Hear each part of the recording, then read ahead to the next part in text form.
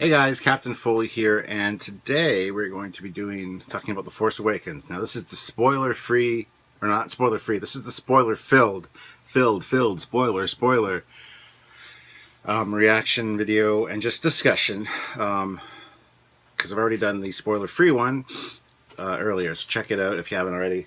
This is going to be full of spoilers. I got my Darth Vader Join Me shirt on. So join me in the spoilers, if you will. If you haven't seen the movie, go see it, then come back and watch this. Definitely beneficial. I just have a lot to talk about. I got a list of stuff. I just want to get right to it. And it's not gonna be in order, sequential order as far as the movie goes. I'm just gonna start talking about certain points, and it'll lead into whatever it leads into. So it's gonna be back and forth as far as the movie timeline goes. So don't worry about it. First things first. R2-D2's scene was stupid. Needed a lot more of him. The fact that he was sleeping or in low power mode for years was just retarded. I understand that he's his own sentient being and he can kind of do what he wants. Now there's theories and speculations that when you see Luke's hand on his head, it's actually Luke using the Force to give him instructions. Which makes sense, and it makes sense that he was in low power mode for years, I guess. But he needed to wake up earlier in the movie. I needed to see more R2-D2. R2-D2 is my favorite character, as you probably know if you follow me. So to have him in the movie as little as he was not very satisfying, and quite frankly pissed me off. I was concerned from the beginning. As soon as I saw BB-8 was in it, I'm like, I'm boycotting BB-8. I immediately don't like him. He's going to be the Jar Jar of the new franchise, or the new trilogy. But as I saw more and more of him in the trailers and whatnot, I started to kind of like the little guy, and then I saw the movie, and now I like BB-8, but I do not want him replacing R2-D2. That is not cool, and yeah. It's interesting the way they utilized R2-D2 at the end to wake up, solve the problem, save the day again, as R2-D2 does, and then go with Chewie and Rey to find Luke. Now, that's cool that BB-8 stayed behind with C-3PO. That means that C-3PO and BB-8 are going to show up in the next movie, and they're going to be buddy-buddy hanging out together, and all three are going to be united, all droids, and it should be interesting. I just want to have R2-D2 have a bigger role in the next two movies. That's something that really I feel needs to happen.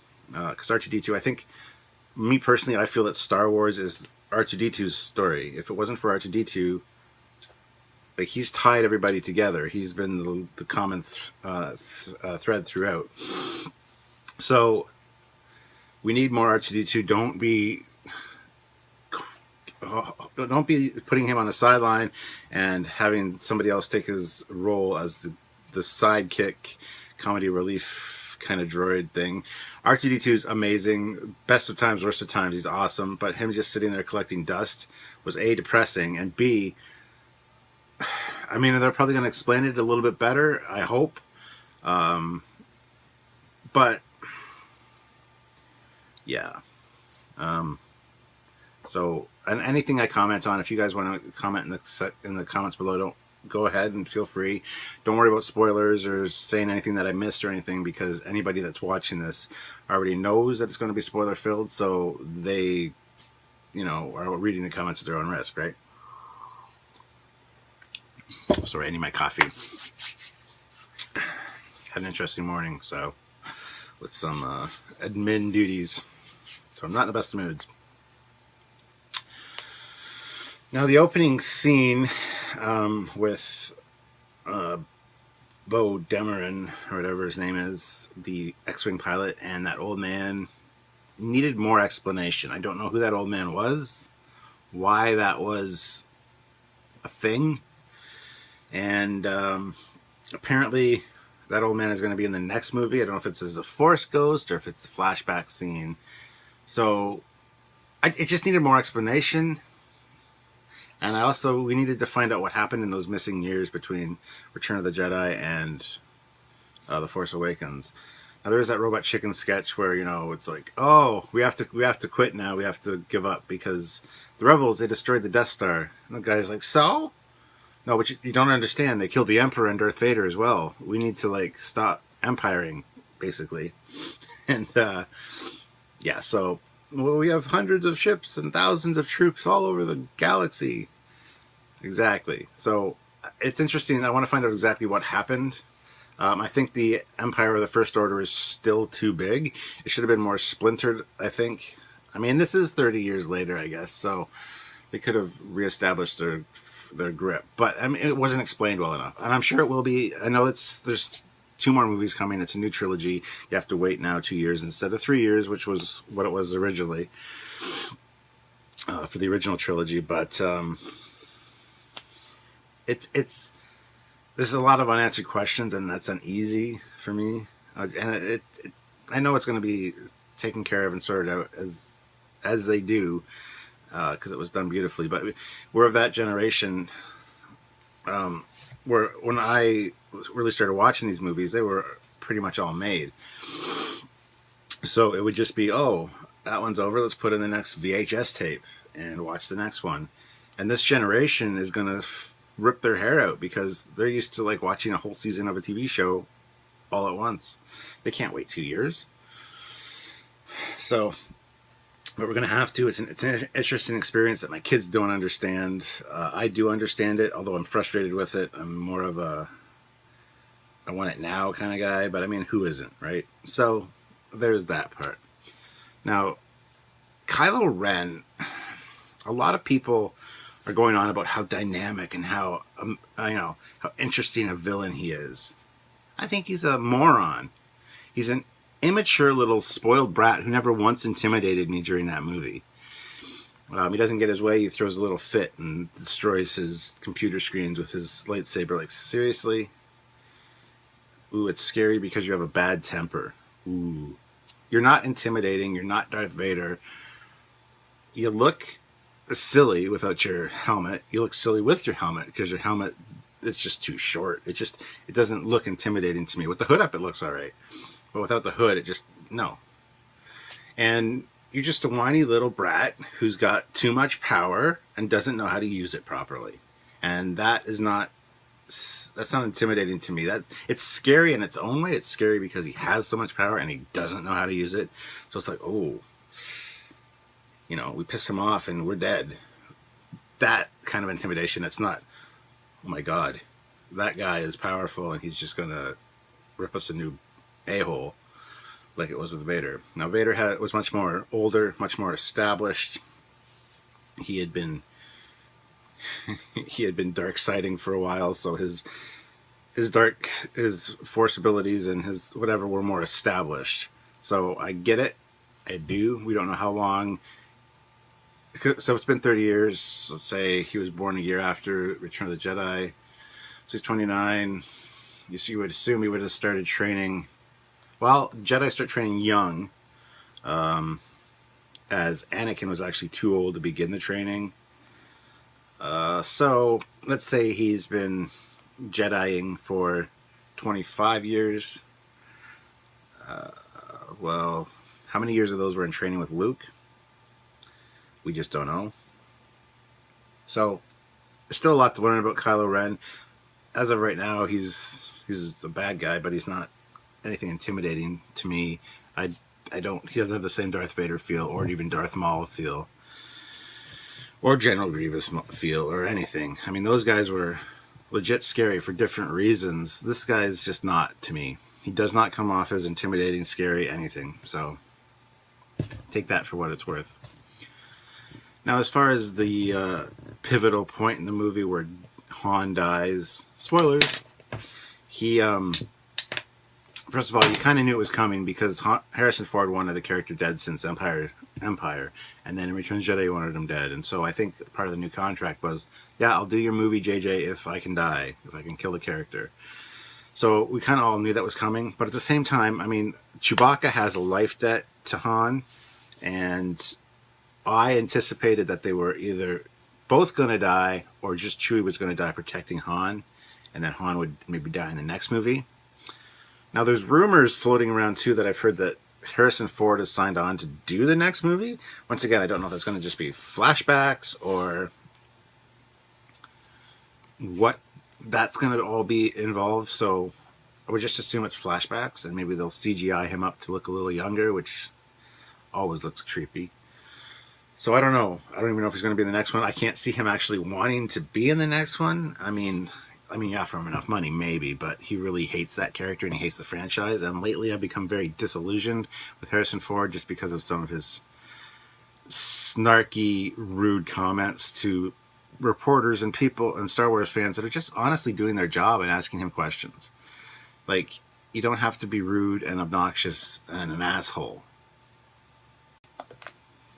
I mean, that's kind of how William Shatner is in a way. But I mean, William Shatner's kind of mellowed out in his later years, and he's not so bad about it now.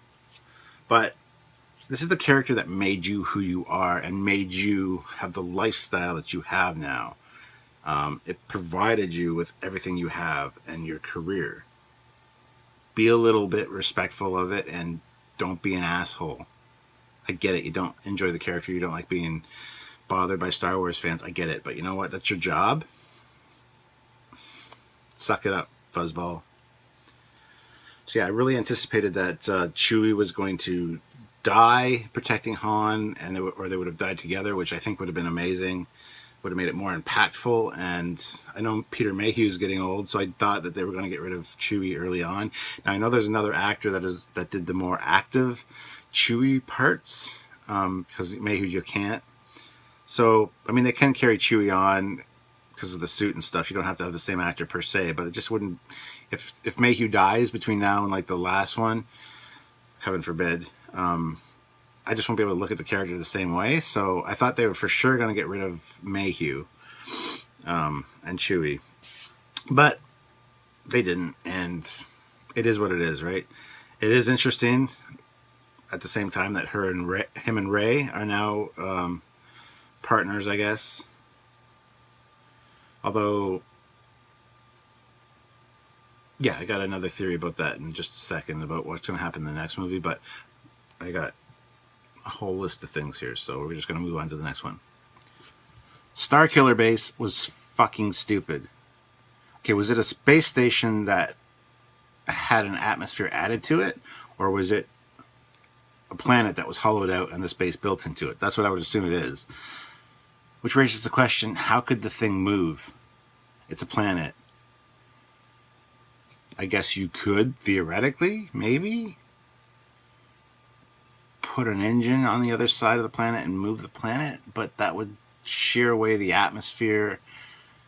There would be nothing living on the planet. I mean, you see trees and things, and if it was floating through space from system to system to collect star power, it just doesn't make sense, because all that plant life and everything would die, and the atmosphere would probably get ionized and evaporated and just off into space. So it would just become a dead rock floating through space with a base attached to it. Or it would stay in its orbit and only have one sun to draw power from, and only to be able to destroy ships or planets in its own system. So the whole Starkiller Base, stupid idea, JJ. It's another Death Star. It's a third one. Why? It's not even cleverly thought out. You could have done so much better. I mean, even Star Trek had a Dyson sphere. And if you don't watch Star Trek, you don't know what I'm talking about. A Dyson sphere is a structure which is built around a sun that has like living quarters and plant life and all that on the interior edge. So the sun is in the middle. This thing is huge, and the sun heats them and provides them life and all that. And that could have been used to maneuver, perhaps, with the sun in the center, some kind of force field helping the sun move. And they could constantly draw power from the sun instead of draining it for each shot. You know what I mean? So take it for what it is. It's just Starkiller Base was absolutely stupid. I love the name Starkiller, though, because it harkens back to Luke Skywalker. We're supposed to be Luke Starkiller. So it's interesting, that little tie-in. But no, stop with the big bases, please. Have a big super weapon Star Destroyer with a big cannon in the middle of it or something. I don't know. Something that can actually move and be threatening. I don't know, the planet just doesn't do it for me. Like, they keep going bigger and bigger, and you think the Empire would learn its lesson. Now that leads kind of into the next thing, where J.J. Abrams did a good job on the movie in a lot of aspects, but in the same way, J.J. Abrams is a very unimaginative hack. And I'm going to get a lot of flack for that. Here we go. But he ruined Star Trek because he can't think of any original thoughts in his brain. The only original thought he had was the New Enterprise, and that was just an ugly abomination piece of shit. So, no. But, I mean, Into Darkness was just a rehashing of Star Trek II, The Wrath of Khan. I mean, all The Force Awakens really is just a rehashing of A New Hope. You got the super weapon that you got to destroy by flying into it and shooting it. It's a little more complex this time because you need ground assault force as well. But you did in the first one too. You needed to lower the shields. That's what Ben was doing, right? So, or releasing the tractor beam, sorry. But anyway, you need people on the ground and in the air destroying this thing. That's exactly what happens. You've got the droid that has all the vital information that the Rebel Alliance needs. You've got the desert planet where they find their hero who doesn't know they're going to be a hero and doesn't like the life they have. And it's just too many similarities, JJ. I know you're trying to go with a tried and true method, something that works, and I appreciate that. I understand that, but you can do that without copying everything verbatim, which is pretty much what you did. You just kind of put a new skin on it, a new flashiness on it. And I don't know about you, but I like seeing Han again. Absolutely, I love seeing Chewbacca again. I love seeing Leia again. She sounds like a man. She sounds like she's smoked one too many death sticks. I can't see Princess Leia, the character, smoking. But goddamn, she's got a raspy, harsh voice. I don't know whether she was breathing in some kind of planetary fog on one of the rebel base planets or something, but her voice is atrocious. Can't you fix that somehow? I mean, they got auto-tune. Can't they use that somehow to make her sound like the old Princess Leia? It's one of my biggest pet peeves, actually, with the movie. I know, I realize they're older and they don't look like they used to, but Carrie Fisher used to be a little haughty. And now, I get that. She lost a lot of weight for this role as well, but still, just a little pet peeve annoyance that I noticed. So take it for what it is. You watch these because you like to hear my thoughts on things, not what I think you want me to hear. I'm not going to be politically correct just for the sake of being politically correct. I am me. That's why you're here, is to enjoy Captain Foley's honest view on things. I hope.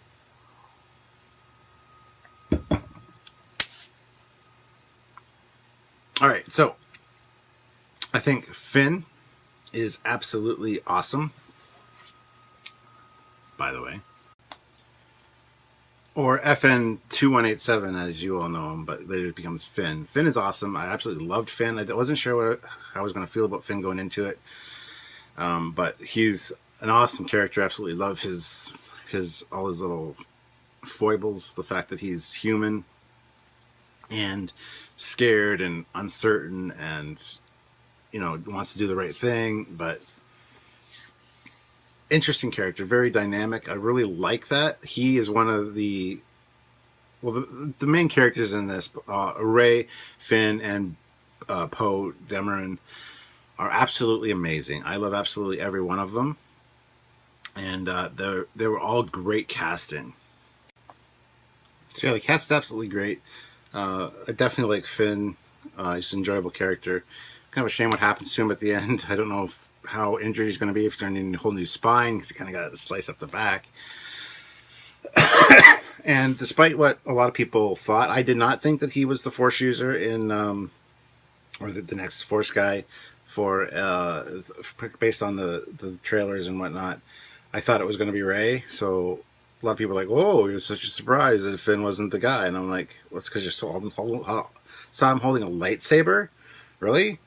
I mean, the one scene where he's kind of taking on the stormtrooper with that stick or whatever the stormtrooper had, I thought, maybe I'm wrong. Maybe he is actually the Force user, because to actually wield a lightsaber and more than once is kind of. But for a second, I doubted it for a second, but that was it. And then I saw it, and I'm like, well, I feel justified now, because that's kind of what I thought the whole time. So, but no, Finn's absolutely great. And I gotta wonder, is in the next movie, is kind of what I mentioned earlier. In the next movie, is Lando Calrissian going to come back, learning that Han died, to avenge his friend's death and join Chewbacca to destroy Kylo Ren? I mean, that would be amazingly awesome and would make perfect sense. But speaking of Lando, is Lando in fact Finn's father? Maybe because Finn got taken away by stormtroopers or the Empire early in his life when he was young, and he never really knew his family. So it could be that Lando is indeed his father, which would be very cool tie-in. And I think that's where they're going with it. I don't want to say that 100%, but I just have this feeling that that's probably what it's going to be. Assuming that Lando is in any of these movies, which I think he is. I'm not sure. I think I've heard that he signed on for it, but anyway. Rey is absolutely fantastic. First of all, Daisy Ridley is gorgeous, a stunning woman. I love watching her. I could stare at her for hours. So to see her in such a great, dynamic, strong role is just incredible.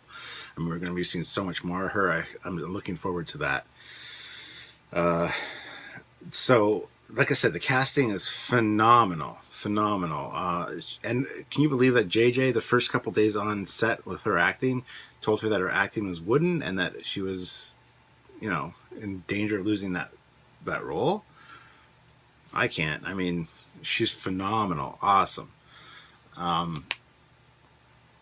And the fact that they used virtually unknown actors to do these roles, much like they did with the original one, is an incredible idea. And I thank JJ for that. Because to have anybody of note that already has an established career, I think would have been not necessarily a mistake, but it's just nice to see new, fresh young faces that we can watch grow and develop. So that's amazing. One of the coolest things in this, which I know I've talked about Kylo Ren not being intimidating, but when you first see him, he kind of is, especially when that laser bolt gets fired and he uses the Force to stop a laser bolt in midair. And then goes on to have a conversation and deal with business with this thing still frozen in midair. That was fantastic. You'd never seen the Force done like that before. I mean, the Force has this fresh new take on it now. I absolutely love that. I thought that was amazing. And the fact that he could draw his attention away from it, and that it finally got released so long after he walked away, I thought was great. Like, I did not see that kind of Force power coming. I mean, that opens up so many possibilities now.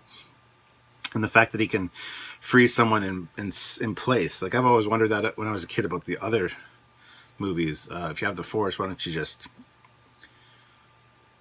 hold somebody in place while you take care of them, kind of deal.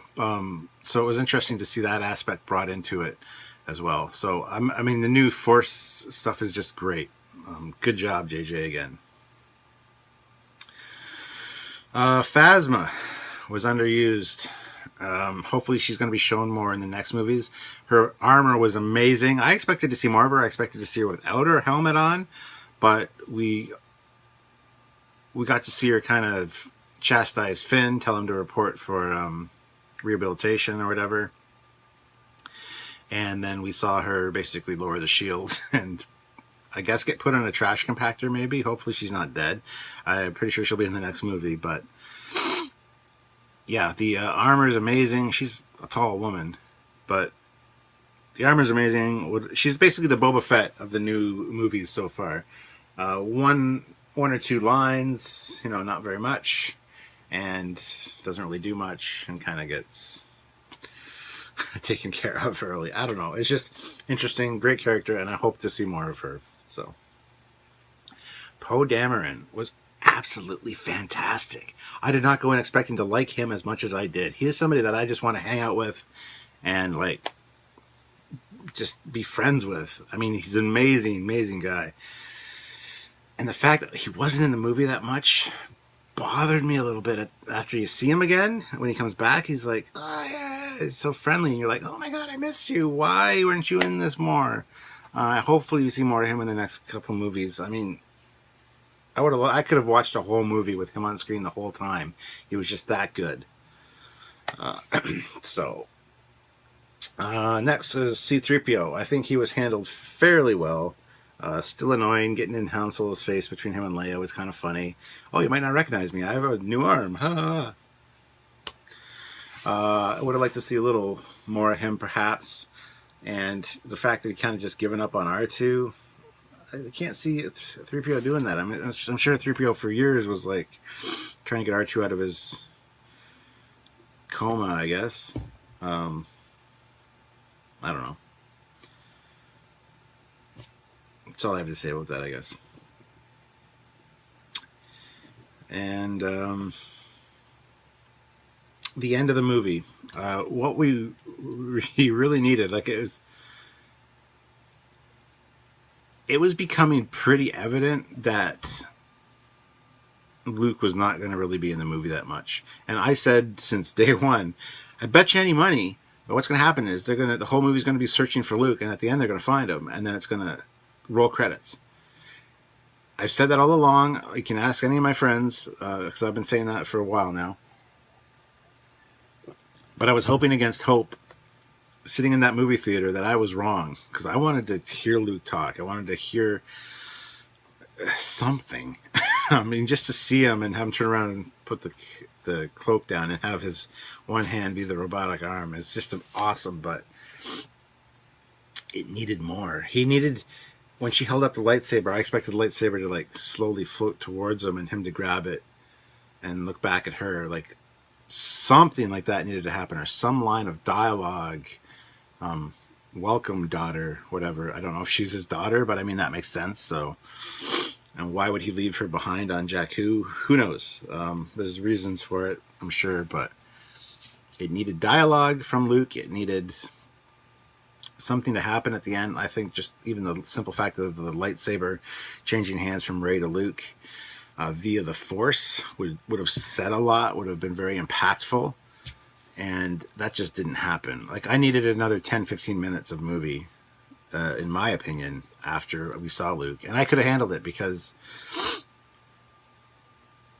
the movie was just fantastic as far as pacing and stuff goes. But I go on to talk about that in just a second. So,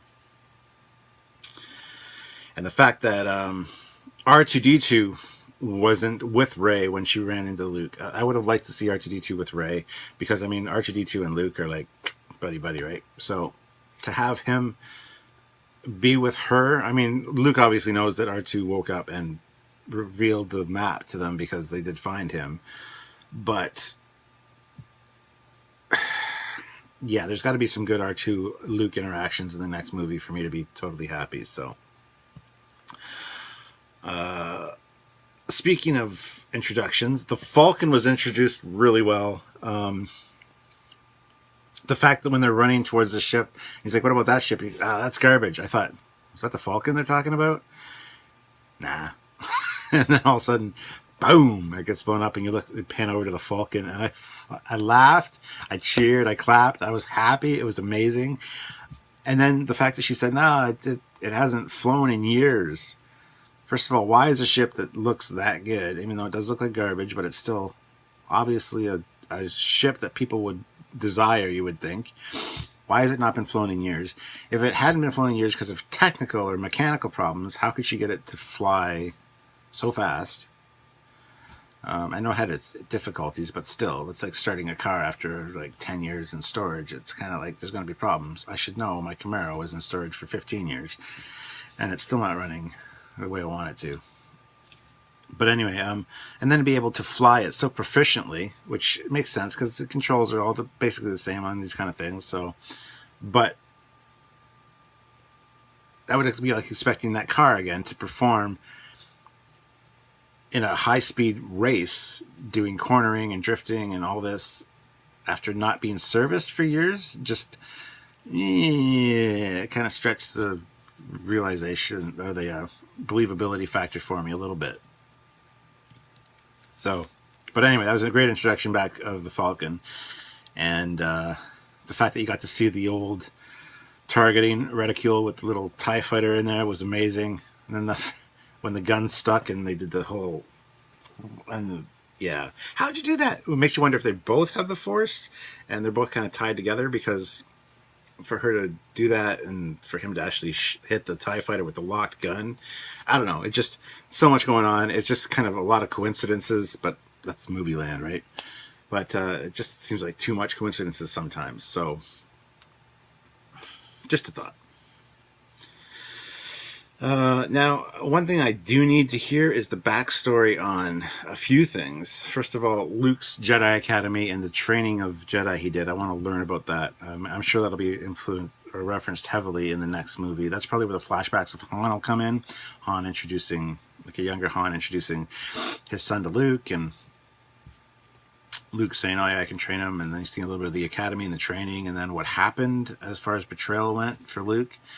That, I think, will be shown. That needed to be addressed more. Just hearing about the Jedi Academy, the Jedis that Luke was training, the Jedi First Temple, the fact that the Falcon was stolen or lost in gambling and then stolen by another person, and 3 or 4 people between when we saw it last and where Han reacquires it. I need to see these stories. These are the stories that I want to learn about and I want to see or hear about. I mean, those are big bombshells to just drop and go, oh, well, just don't worry about that. So there's a lot of stuff we need to learn about in the next couple movies. The lightsaber fights were absolutely awesome. They weren't choreographed and all monkey jumping around, spinning blades. Like the first one, they're not fully trained Jedi. It's just hack, hack, hack, hack. It's just like doing what you can to survive. And that's very realistic for me. I really enjoyed that. These aren't fully trained Jedi or Sith. They are just people that are put in a situation and need to deal with it. Even Luke had a little bit of training. That's why the lightsaber fights in the original trilogy were kind of more fluidic, more whatever, but not like we saw in the prequels. And don't get me wrong, the prequel fights were amazing. That's how Jedi would fight in their prime, fully trained. They would have these amazing moves. And then the progression to Luke, who have a little bit of formal training from like Yoda, things like that, to this one now where Kylo Ren's been trained a little bit, but he hasn't had anybody to fight against. There's been no other Jedi with lightsabers to really practice with. So the fact that he's kind of rusty or crude about how he fights is very interesting. And the fact that both Rey and Finn are just trying to survive, getting hit. So the lightsaber fights were fantastic, but the convenience level of that ground splitting at the end when she had him on the ground, it was just too convenient. And I know, well, maybe the Force is the one that kept them apart because it wasn't time. Whatever. I get it. But, yeah. Anyway, next thing I want to talk about is Rey's powers. I love that she was so strong with the Force. Because the fact that she learned so quickly that she was so strong with the Force and learned kind of on her own how to use it.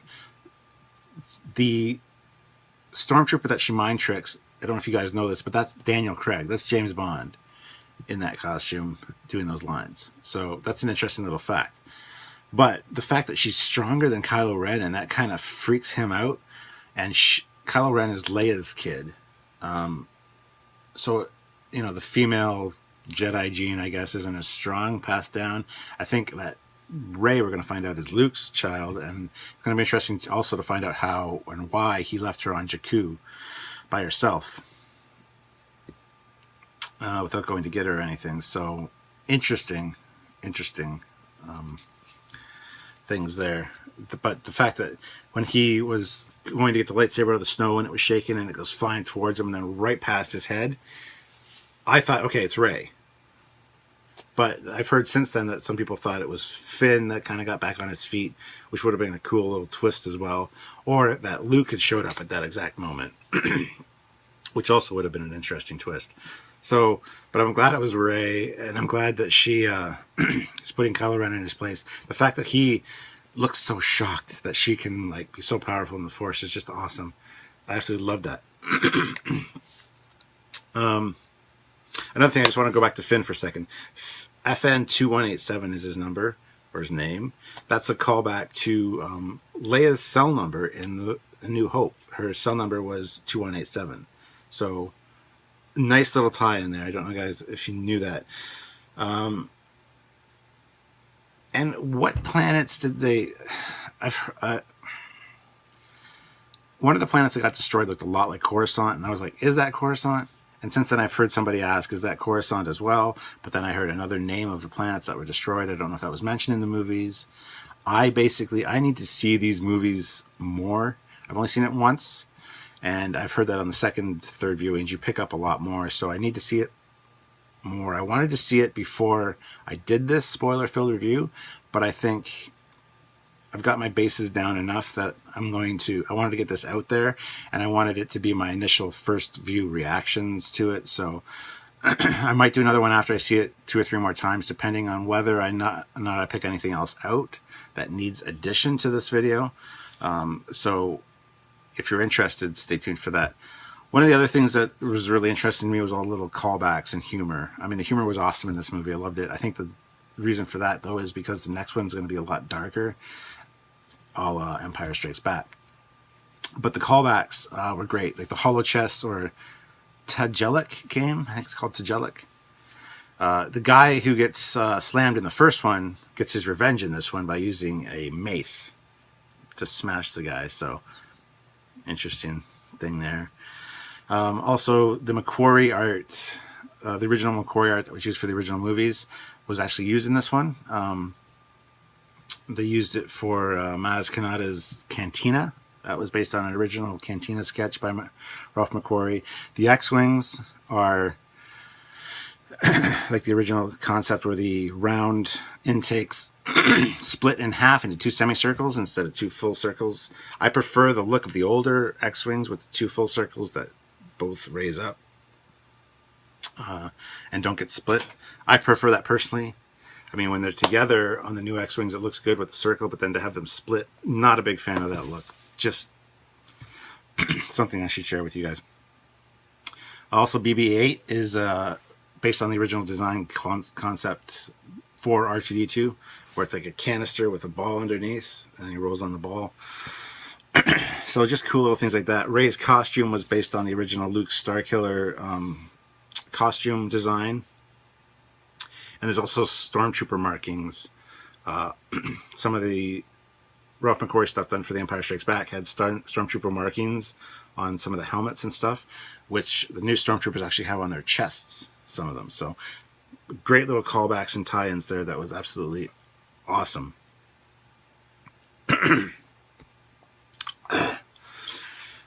All right, almost done, guys. Maz Kanata was really cool. A lot of people complain that she's too CG, but I don't think so at all. I mean, she's like the Yoda character, and I really like her. I think she's a friendly character. I can't wait to get to see more of her. I don't know if we will. I mean, her cantina got destroyed. Hopefully she didn't die or anything. I don't know if she'll be in the next ones, to be honest with you. But if she is, that'd be cool. I'd be down for seeing more of her. So there is that. The pacing of the movie was awesome. Like I said in my spoiler-free review, I sat down. Usually in a movie theater, I start to get shifty during some scenes because it's a little slow or whatever, or my butt gets sore like halfway through, so I got to do a lot of moving. This one, I was pretty much transfixed the whole time. The pacing was breakneck speed, awesome, scene to scene to scene to scene. I loved it. Like I said, it was 2 hours. I could have done with another half hour at the end. Just to hear Luke talk, learn a little bit about what's going on, I could have sat through that. It would have been fine. But there's no real time to slow down and just kind of enjoy a scene because it's just boom, boom, boom, boom, next, next, next. It needed more marinating, some of those scenes, I think. They just needed more marinating, more time to take it in and kind of see what's going on. So one of my little complaints there. I loved BB-8, like I said, but I don't want him replacing R2-D2. That's just one of my main things. The thumbnail for this is probably going to be BB-8 and R2-D2 because that's my main love in Star Wars is R2-D2. So, and now BB-8. I like BB-8 too. So hopefully they can work together more and not be one a replacement for the other, as it were. The Imperial officer Hux, I believe his name was too young as far as I was concerned. Couldn't take him seriously. Wasn't threatening. Wasn't intimidating. I can see him being the new Moff Tarkin, kind of working with Kylo Ren, but I couldn't really take him seriously. Just me again. Supreme Leader Snoke was interesting. Obviously had some battle damage. He pissed somebody off that had a lightsaber, which makes me wonder, considering his form, is that Darth Plagueis? I mean, if you listen, his theme music is very eerily similar to the opera that Chancellor Palpatine and Anakin were listening to when Palpatine was telling Anakin about Darth Plagueis. There's that tie-in. It makes you wonder. And the fact that Palpatine thought he killed him in his sleep, but Darth Plagueis had a way of defeating death. Makes you wonder if took this long to come back to where he is, and he's still not 100%, obviously. Just an interesting little tidbit there. I don't know if that's the case, but if he's Darth Plagueis, that'd be a nice tie-in. I think that would be beautiful, beautiful. So hopefully they do that justice. Now, one thing I know, I mentioned the music there for a second, but the score I really didn't notice. And like I said, that's probably something I'm going to notice more in the third or fourth viewings. I noticed there's some swelling of music at times, some very reminiscent and similar music to tie into the original trilogy.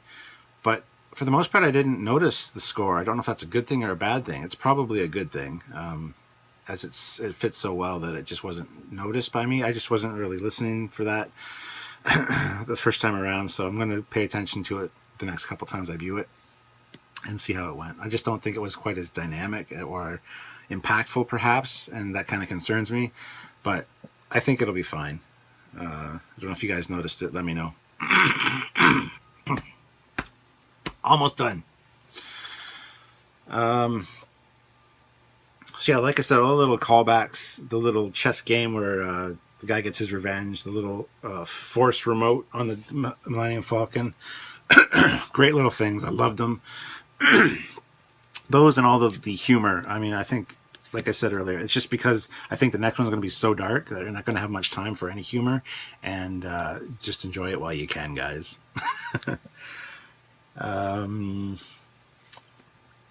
As I mentioned too, the new X-Wing is not a huge fan of them. I prefer the older style, but that being said, the new black with orange striping X-Wing looks amazing. I love that color.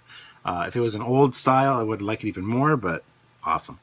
And Poe Dameron's scene where he was flying around and he shot down like a bunch of TIE fighters and killed people on the ground, and it's all one continuous shot, was fantastic. That was awesome. That was pure JJ through and through action, and it was a winner as far as I was concerned. That was amazing to see. Need to see more stuff like that. One thing that disappointed me, there wasn't enough space battles. There were more space battles in the commercials for like the Jeep. I don't know if you saw the Jeep commercial where there's BB-8 in the X-Wing flying around the Star Destroyer, shooting down TIE fighters, and then hits the TIE fighter and spins and turns into like a streak, and then it zooms way out onto like Earth, and there's people sitting in a Jeep going, oh, it's so peaceful up there. There's more space scenes in that commercial than there was in the actual movie. I wanted more space battles. That's what I'm saying. And just 2 more points.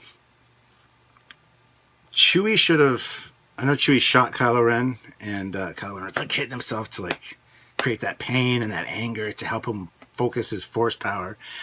But Chewie should have blown his freaking head off. I mean, I'm not a fan of villains getting killed the first movie we see them in, like Darth Maul. Bad idea. They should not have killed him right away. So I think Chewie should have had a better shot got him, or at least Chewie himself should have been killed. I mean, that's bad to say, but I think it would have been a real apropos for them to both die at the same time. I hated the fact that Han fell into a chasm, so we can't recover his body, and then the whole planet gets destroyed, which is not cool. So there's no real finality there. There's no funeral, and if that kind of upset me. And yeah, like I said, at the end, I could have watched another half hour of the movie. One of the things that kind of bothered me at the end is when she takes off in the Millennium Falcon, Rey does, and there's a whole group of the rebels or the Resistance there, and the Falcon turns and then takes off. I expected all their faces and their bodies to be singed and just skeletons left. Like, she turns the ship with the engine facing the whole crowd of people and then engages the engine so that it's like, I expect to like burn off all their flesh.